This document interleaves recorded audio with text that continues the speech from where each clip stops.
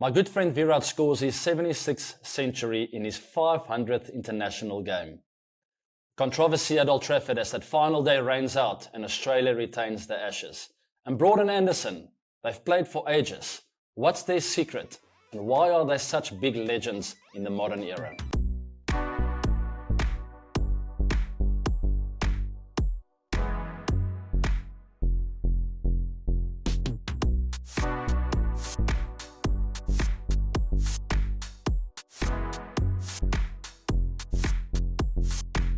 Watching a very high-class player. This is when you know David Villiers is at his best.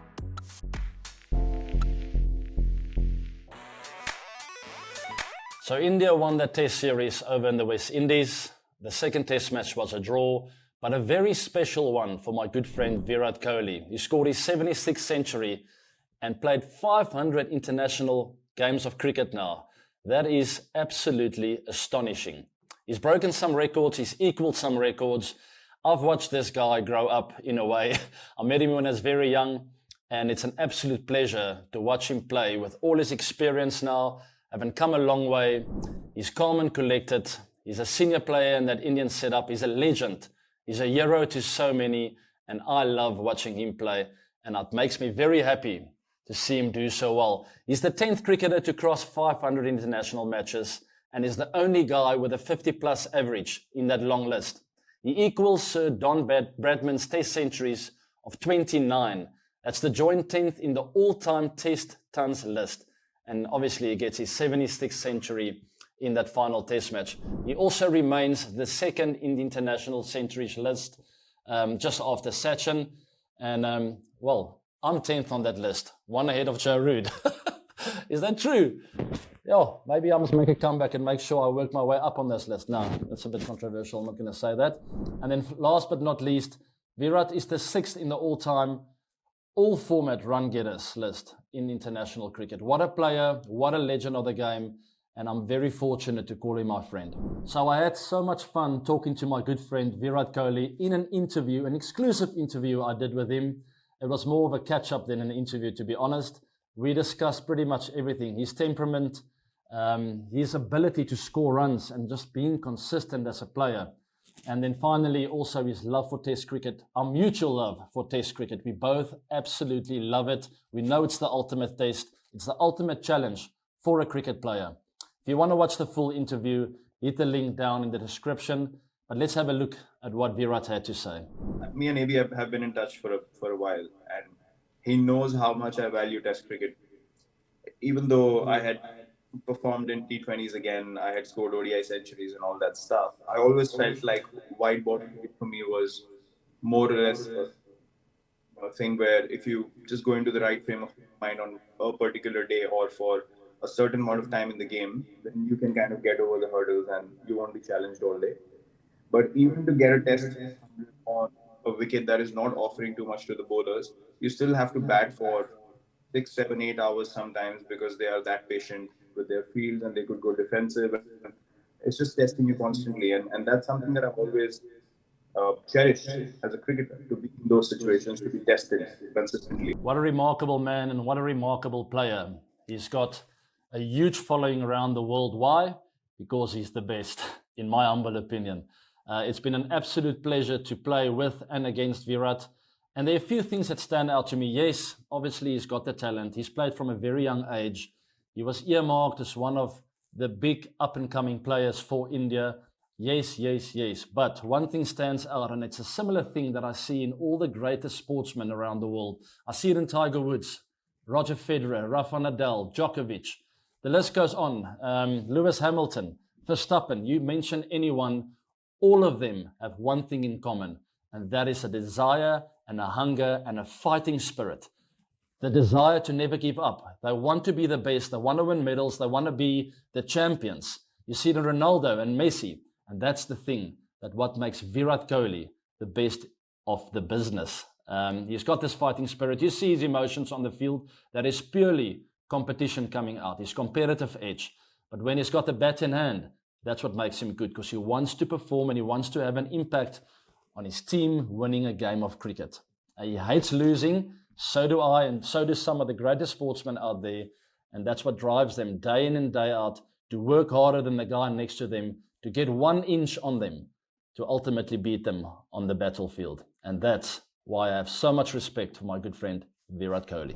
Speaking about respect, I also have a lot of respect for Virat's human side. He's actually got a beautiful heart, and I can call myself lucky to have witnessed that firsthand. Not a lot of people get the opportunity not only to see this emotional fighter of a guy on the field, but he's actually quite the softie off the field. He's got a beautiful heart, he makes time for people, and he's always got a helping hand for whoever's in need. On this occasion, Vimal Kumar's video of Joshua Da Silva's mom after play and Virat's reaction when he realized that Joshua Da Silva's mom is actually a huge fan, and then she came out to watch him play. Yes, her son as well. But look at this reaction. It's absolutely beautiful. And look at Virat, always making time for people. The legend. I wasn't lying.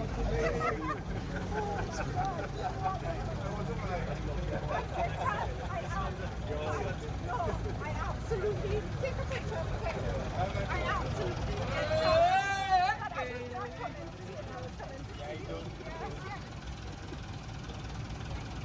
You're wonderful. You're a beautiful wife. You're wonderful. So much for talking to me, but first of all, you introduced yourself, and I saw you. Amazing. It's just from the visual, it seemed that you know Virat for such a long time. Such a emotional embrace I have never seen outside India. Oh, no, I do. That's the first time I'm meeting him. Joshua Da Silva is my son, and I told Joshua that I was coming to this game just to see Virat Kohli and not him, because I see him every day. And that was the first time I met Virat Kohli, and he was wonderful, as he is a beautiful, blessed human being. He's so talented, and I hope my son emulates him. I've already mentioned that Virat always makes time for other people, but I experienced something really special firsthand. It was in Sharjah in an IPL match when the IPL was in the UAE, and we were playing the Sunrisers Hyderabad. We had a good win, but after the game, there were literally 6 or 7 players from the Sunrisers team around Virat, and he was basically giving them a coaching lesson, talking about batting, about life, about the challenges, the pressure of the game, technique.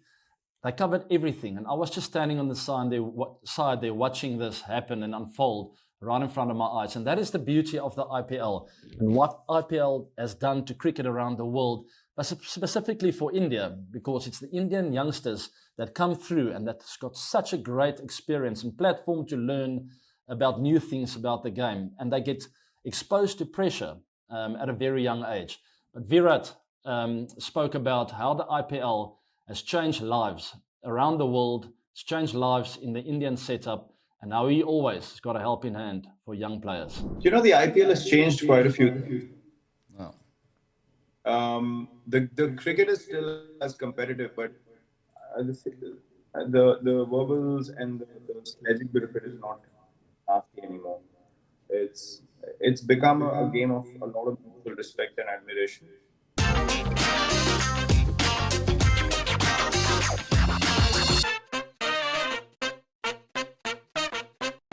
So Australia retained the Ashes. What a controversial final day where rain played a huge hand.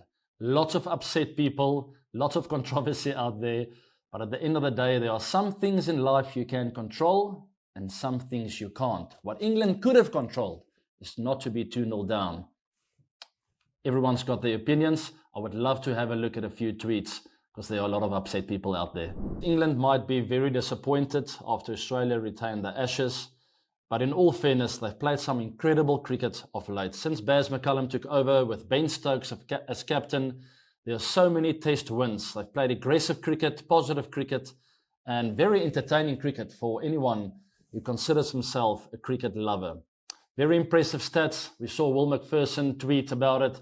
Thanks to 5 sessions being washed out, it looks like the 17th Baz Ball test brings its first draw. That is an incredible stat. A reminder that in 17 tests before Ben Stokes and Brendan McCullum took over, England's record was 1 win, 5 draws, 11 losses. Now they sit with 12 wins, 4 losses, 1 draw. That is simply remarkable. And you've got to give credit where credit is due. Ben Stokes and Baz McCullum turned things around there. They're playing a beautiful brand of cricket. And yes, if the rain didn't come around, we would probably be sitting at 2-2. But I would like to read more tweets because I don't enjoy sour people who don't respect the game of cricket that has been going on for many, many, many years. We've all had the rough side of conditions, of a toss, of rain, of wind, you name it, of crowds, of all sorts of unhappy memories that come to mind to me, an unfortunate event. It is what it is. Cricket is cricket, and life goes on. Take it on the chin, take the learning, and come back a stronger and a better side. Or in this case, not a better side, but a better person. So this tweet is from a man that I've met before. He's called Piers Morgan, always quite controversial, very strong opinions. In this case, I hope I say a few things that will make him give me a call and say, AB, how dare you talk to me like that? But here we go. Here's the tweet. Has there ever been a less deserved retention of the Ashes? Wow, big statement to start off with there from Piers.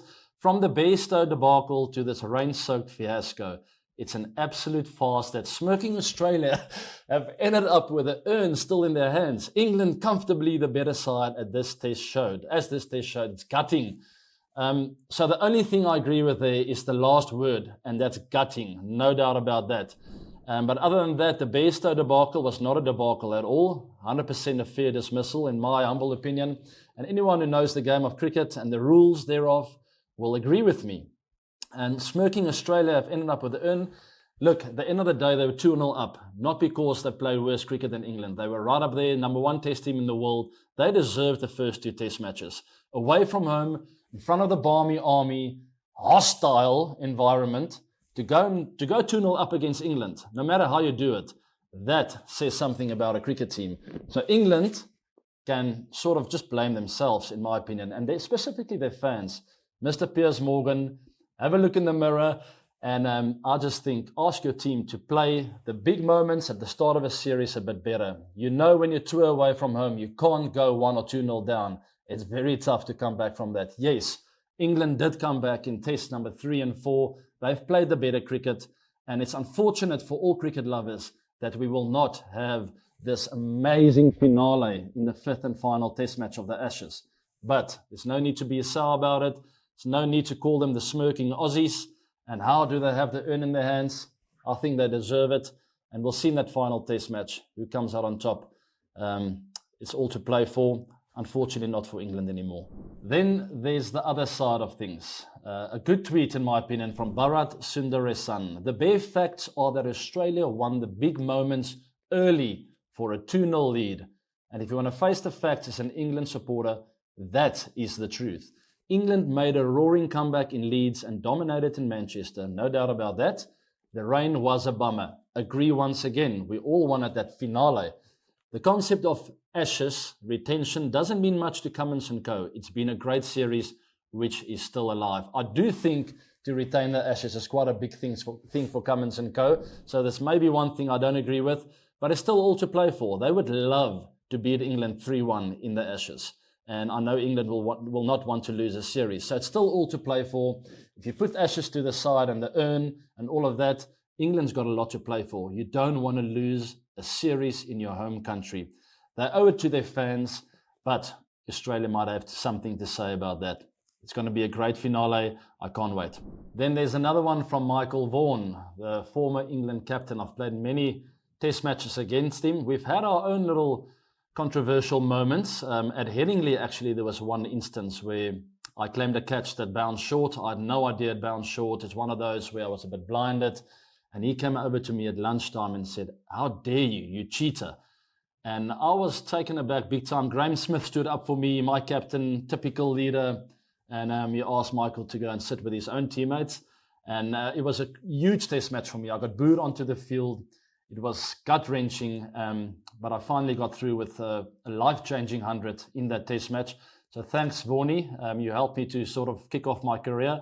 But I'll never forget that. You're quite hard when it comes to little moments like that. And then he was quoted. Let me read the quote. "It's no way to retain the Ashes," he says. Let's be honest, but Australia will take it. So what I like about that quote is that last bit. Australia will take it because Michael Vaughan knows he's been in moments like this before as well, where the bounce of the ball or the bounce of the conditions, whatever you want to call it, has gone his way. So it's one of those things you take on the chin. It's sport. It's not supposed to always go your way, guys. Take it on the chin, take the learning, never give up, and move on. The last tweet we're going to cover is from Tim Ludeman. I absolutely love this one. I left the best for last. So let's have a look at this one. Retaining the Ashes due to a washout is a somewhat hollow feeling. Kind of like winning a World Cup due to an overthrow deflection. We'll take it. Hashtag Ashes. Absolutely spot on. Bit of humor there, tongue in the cheek. We know England won that World Cup, the ODI World Cup, incredible final against New Zealand. We very clearly remember Martin Guptill's throw from cow corner, Ben Stokes diving off the bat to the boundary. That literally costed New Zealand the World Cup. I mean, if anyone can be sour, it's the Kiwis. They should be sitting with the World Cup, but it's not. It's the English that are sitting with the World Cup. So, I mean, you can't have it all. You've got the World Cup. Unfortunately, you don't have the Ashes.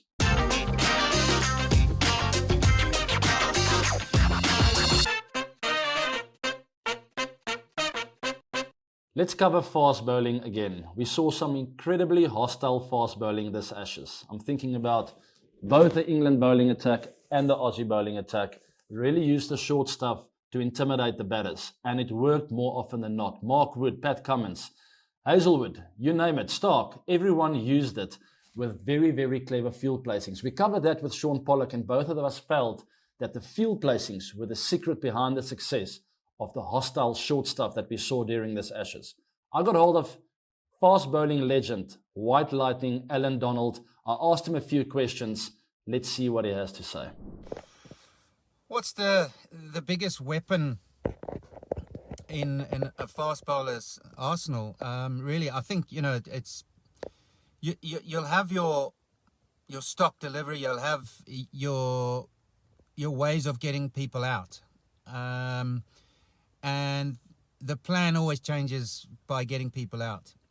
I think the biggest weapon that a fast bowler possesses is his ability to never go away. Is his ability to refuse to lose. And you just cannot disengage from the contest as long as it takes. And that is a gut feeling that I don't think anyone possesses out there.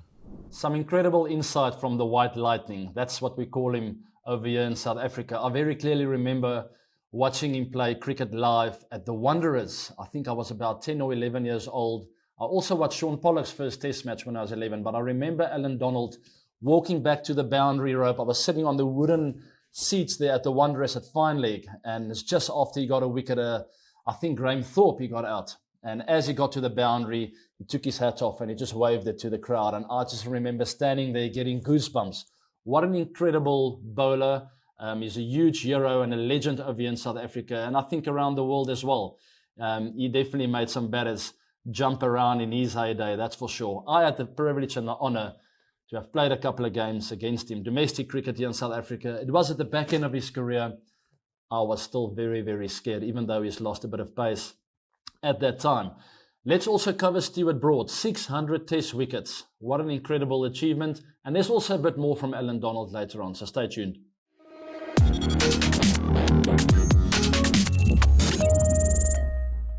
Longevity, endurance, fitness, an incredible desire to want to play test cricket for a very long period of time for your country.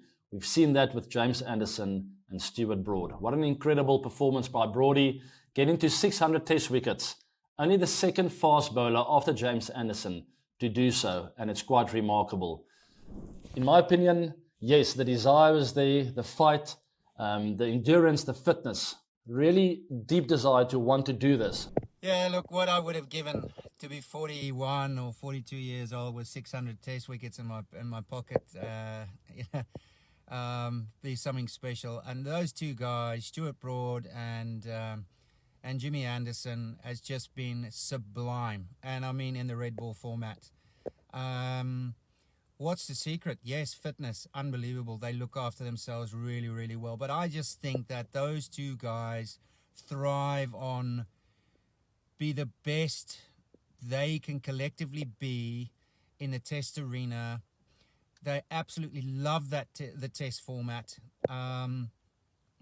And what example they've been to any young fast bowler around the world. Anyone want to be Jimmy Anderson and Stuart Broad?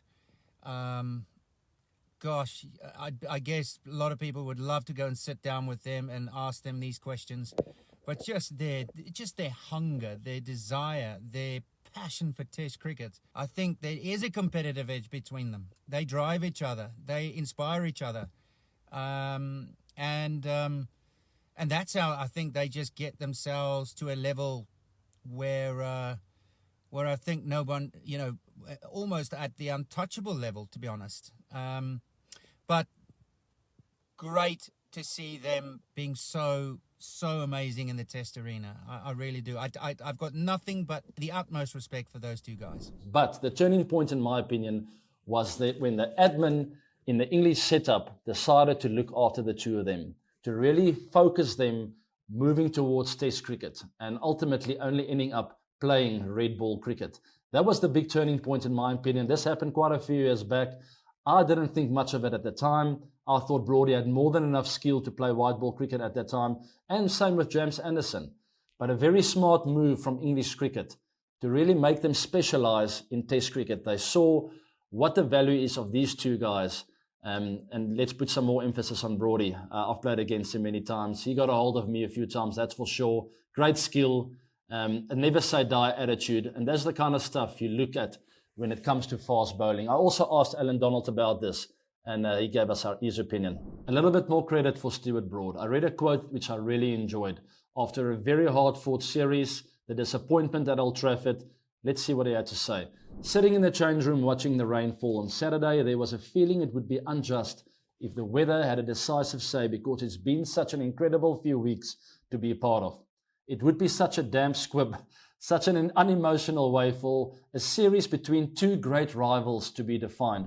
So I really enjoy that. He touches on two great rivals, not just English cricket and how well we've played and how we deserve to win.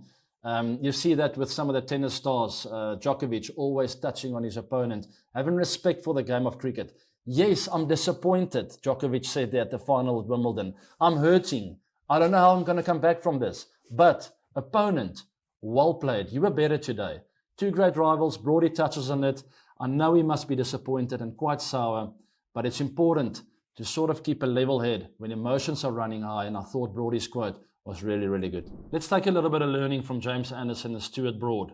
The endurance, the longevity, the fitness, the mental strength to play for such a long period of time and keeping that hunger.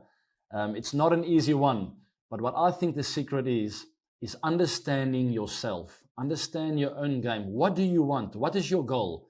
That's the first thing. That's when I became a better batsman, is understanding my own game and what my goals are.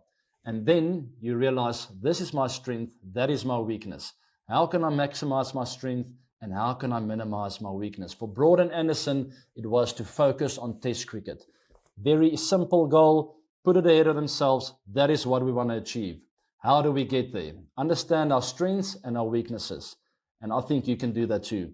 Whether you go to the gym, whether it comes to nutrition, understand your body, what works for you and what does not. And stick to that. And have that hunger and desire to make it work. In last week's quiz, the winner was Pratushan Imparaj. Congratulations. It was a trick question. I told you guys, I never played with him, only against him. But what you didn't know, that doesn't mean that he's not South African. He is South African. I played against him domestically, but never with him in a team because he was before my time. And his name is Allan Donald. He also featured on this week's show. What a legend and what a man. And well done, Pratushan Imparaj, for getting that right. You'll be getting your prize very soon. And make sure to take part in the quiz. Go to the description below. The quiz will be up there. Good luck. I also asked Allan about rivalries and how it impacts a sport. In his case, Michael Atherton was his big rival. We've seen some incredible footage of the two of them. I think of others like Nadal and Federer and so many more. It's incredible to watch these rivalries when it comes to live sport, and there's none better than Allan Donald and Mike Atherton. Have a look. I think that every team has a very, very good player. And for me, you know, strategizing with Hansi Cronje back in the day, it was either Brian Lara, it was either Michael Atherton, and I think Michael Atherton was probably one of those guys that in the third or fourth test at Trent Bridge, I went after him through a very bad decision made by an umpire. And I think that the theatre that followed with that was just the best 40 minutes that I've ever been involved in a cricket game or a test match. And that just, you know, typifies how much we value ourselves as cricketers and how much we value our team and our teammates when it comes to hunting down the best in the world. I've also had some rivalries during my time, quite a few I can think of, to be honest. But I think the fiercest one towards the back end of my career was Mitchell Johnson. Lightning fast pace, brutal bowler. He always came hard at me. There was a lot of words said between the two of us because we're both very competitive. I loved competing against him. He was a fine Australian fast bowler, and I have a lot of respect for him. It's always nice when a rivalry like that happens on the field can end in a love story afterwards. Not quite, but we're good friends. We chat on the phone, and there's a lot of respect between the two of us. That was probably my biggest rival when it comes to cricket. In this week's quiz, make sure to take part in the quiz. Down below in the description, go and submit your answer there. But the question is, who were my only 2 test wickets? It's a long time ago. I can tell you I was around 21, 22 years old. I bowled 11 overs before lunch, 10 overs after lunch. I think my figures, if I remember correctly, were 46 for 2 in 10 overs. Not too shabby. I think my figures were better than Sean Pollock at that time. Who were the 2 test wickets? I hope you get it right. On AB Reacts this week, I'm just going to cover one thing. I wanted to cover more, but there's one special thing that stands out, and it's my good friend's happy belated birthday. Yuzi Chahal. What a great friend of mine. We met many years ago in Bangalore. We're teammates for many years. He's a very humble, down-to-earth guy with a very big heart, very competitive man, always gives his best for his team and even gives more than his best for his friends. He's a great man. I absolutely love him. And happy belated birthday, Yuzi, for the 23rd of July. I hope you have a fantastic day and a very successful year ahead. I know that he's a very fiery character and he wants to play in all formats for India, and I do believe that his dream will come true eventually. Thanks for being yourself, Yuzi. Thanks for being a top man. Have a fantastic year. That brings us to the end of the 360 show presented by Fairplay for this week, but we'll catch you again next week. Thank you, Allan Donald, for joining us. Thanks to everyone for taking part in the show. I want to hear your opinions and your comments on all the topics we discussed. We had so much fun, and I will certainly see you guys next week again. Have a great week, everyone.